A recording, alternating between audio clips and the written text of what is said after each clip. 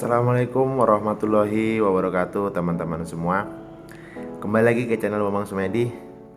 Ya teman-teman semua, pada postingan ini, pada video ini saya akan kembali berbagi pada teman-teman semua tentang masalah obat yang sering disalahgunakan untuk penggugur kandungan. Di garis bawahi teman-teman ya, obat yang sering disalahgunakan untuk penggugur kandungan. Jadi pada video ini saya sudah upload video. Alhamdulillah viewnya pun rame. Jadi videonya seperti teman-teman. Saya cantumkan link atau gambarnya di sini. Nah, di sini nanti teman-teman bisa lihat sendiri videonya seperti apa. Jadi teman-teman, saya harap tonton video itu secara full.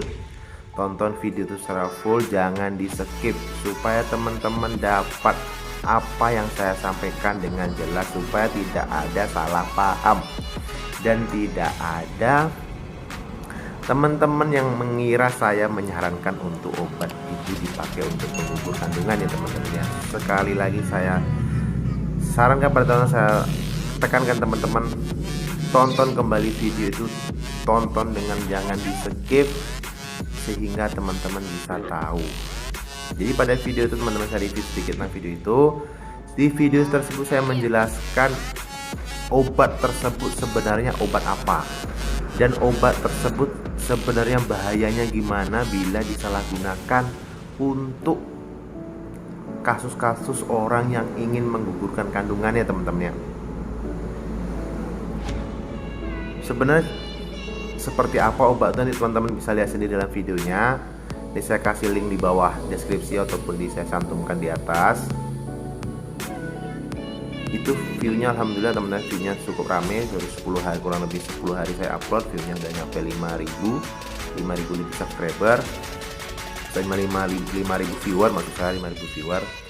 Namun di sini teman-teman semua, para yang menyaksikan channel saya ini pada salah paham, dikira saya menjual obat itu atau saya ilegalkan untuk obat itu digunakan untuk penggugur. Nah, bukan seperti teman-teman, salah, bukan seperti itu. Saya bukan menjual atau saya bukan mengarahkan teman-teman untuk memakai obat itu sebagai penggugur. Jadi tolong garis bawahi teman, karena banyak yang messenger saya, banyak yang DM saya, bahkan yang chat pribadi di WA. Chat pribadi di WA menanyakan apakah saya menjual itu, apakah saya bisa membantu itu mendapatkan itu. Sekali lagi kasusnya sama, ditanya untuk mengukur kandungannya. Bahkan mereka ada yang bertanya, usia kandungnya saya sudah 4 bulan, apakah bisa digugurkan dengan obat itu? Kalau bisa saya bantu, minta tolong kepada bapak. Maaf teman-teman ya. Jadi saya di sini sebagai apoteker, saya menjelaskan bahwasannya obat itu sebagaimana mestinya digunakan seperti apa. Dan video selanjutnya, setelah video tersebut, saya posting video cara gimana mendapatkan obat itu. Jadi pada video kali ini saya kembali mengklirkan teman-teman, supaya teman-teman di sini jelas. Sekali lagi tonton video ini secara full, jangan dipotong, jangan di skip. Jadi obat itu sebenarnya obat-obat yang digunakan untuk mengatasi tukak lambung ataupun mah kronis ya teman-teman ya. Untuk mengatasi mah kronis, untuk mengatasi tukak lambung. Namun obat itu memiliki efek samping. Efek sampingnya seperti apa? Efek sampingnya itu dapat meningkatkan kontraksi otot rahim. Jadi kalau otot rahim perempuan berkontraksi, kalau pada usia kandungan muda, apalagi trimester awal, itu bisa menggugurkan kandungannya apabila tidak sesuai dosisnya, apabila digunakan sembarangan. Jadi obat itu sangat kontraindikasi bagi terapi tukak lambung bagi ibu yang sedang mengandung. Jadi saya tekankan teman-temannya.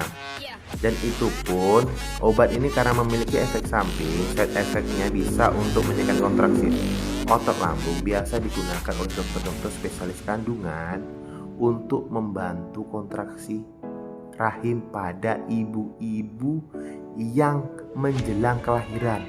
Biasanya sudah bukaan 2, sudah bukaan 3, namun tenaga ibu atau itu udah mulai kurang habis, maka dipacu dengan itu supaya calon bayi tadi cepat menemukan jalan cepat bukaan, teman-teman ya.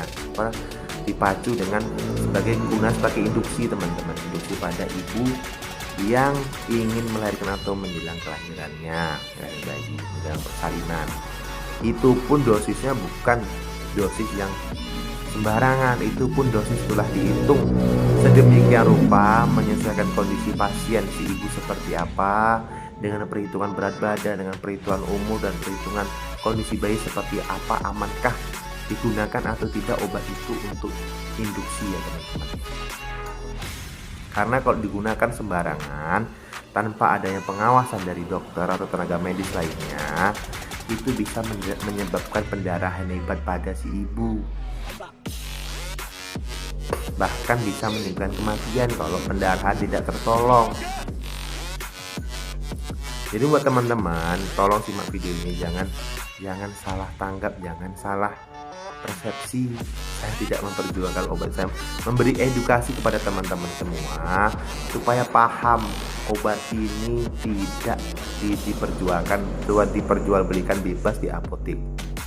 Namun kalau teman-teman bila mendapatkan kasus seperti ini dan ingin mendapatkan obat ini, biasanya obat ini dipakai untuk pasien-pasien yang gangguan mah kronis ataupun gangguan tukak lambung yang parah, bisa diresepkan. Syaratnya yang resepkan siapa? Dokter spesialis penyakit dalam. Dan ini pun menjadi pilihan yang lain setelah obat-obat mah lainnya tidak bisa menangani kasus tukak lambung tersebut. Namun ini jarang sekali. Dan juga diresepkan oleh dokter spesialis kandungan. Biasanya seperti apa? Biasanya seperti pasien-pasien pasca keguguran ya teman-teman ya. Pasien-pasien pasca keguguran, setelah selesai keguguran, setelah konsultasi dengan dokter, masih ada sisa-sisa di dalam rahimnya. Jadi obat ini membantu membersihkan dengan kontraksi rahim tadi. Jadi sisa-sisa gumpalan-gumpalan darah, sisa-sisa janin yang tidak jadi tadi bisa cepat keluar, bisa cepat bersih. Makanya dokter-dokter spesialis kandungan ada yang resepkan untuk kasus seperti ini. Jadi harus jelas kasusnya teman-teman, bukan digunakan sembarang untuk pengurusan, tidak. Teman-teman waktu buatnya dengan pasangan, teman-teman diam-diam. Sekarang waktu kasus seperti ini, teman-teman ada heboh kemana-mana. Jadi perhatian sama-sama temennya. Dan itu pun bila teman-teman ingin menebusnya di apotek bisa. Caranya seperti apa? Saya terangkan teman-teman, saya terangkan jelas-jelas di video ini, teman-teman tolong saksi, dengarkan dengan baik-baik, mudah-mudahan teman-teman bisa mengambil manfaatnya. Atau karena kami ini di apoteker atau pelan kefarmasian dia juga punya role, punya aturan, punya SOP, tidak sembarangan teman-teman ya. Kalau adanya oknum-oknum yang sembarang itu mereka udah menyalin aturan. Jadi gimana prosedur seperti ini teman-teman? Teman-teman bila ada indikasi seperti dan mendapatkan resep, syarat resep yang bisa dilayani di apotek yang pertama apa? Resep itu harus dari dokter spesialis kandungan ataupun dari dokter spesialis penyakit dalam. Itu pertama teman-teman. Karena yang resepkan itu hanya 2 dokter itu. Kalau tidak penyakit dalam, satu lagi dokter kandungan teman-teman, dokter spesialis kandungan. Yang pertama itu. Yang kedua, kelengkapan resepnya harus jelas teman-teman. Kelengkapan resep itu menyangkut seperti apa? Pertama, nama dokter harus jelas. Yang kedua, surat nomor izin praktek atau SIP. Nomor SIP dokter harus jelas. Dan yang ketiga, alamat pasien, nomor HP pasien, nama pasien harus jelas. Dan yang keempat itu adanya stempel basah, cap basah dari tempat praktek atau dari rumah sakit ataupun dari klinik di mana dokter itu berpraktek. Itulah yang kami jadikan dasar untuk melayani resep teman-teman supaya teman-teman bisa mendapatkan obat itu. Jadi kami di apotek nggak bisa sembarang mengasihkan obat. Walaupun kalau pribadi saya tidak akan pernah mengasihkan atau tidak akan pernah memberikan resep obat itu kepada pasien walaupun saya ada tanpa adanya resep yang seperti jelaskan tadi teman-teman. Karena kita sebagai farmasi tahu gunanya disalahgunakan untuk apa. Seperti teman-teman ya. Jadi teman-teman jangan pernah berpikir saya memposting video ini untuk mengajarkan teman-teman untuk mendapat donat, bukan. Saya memberikan edukasi ini supaya teman-teman paham bahwasanya kami di apotek ini juga punya jalur atau punya SOP yang harus kami jalankan, tidak sembarangan saya teman-teman ya. Kita teman-teman dapat pahami, mudah-mudahan teman dapat mengerti teman-teman ya.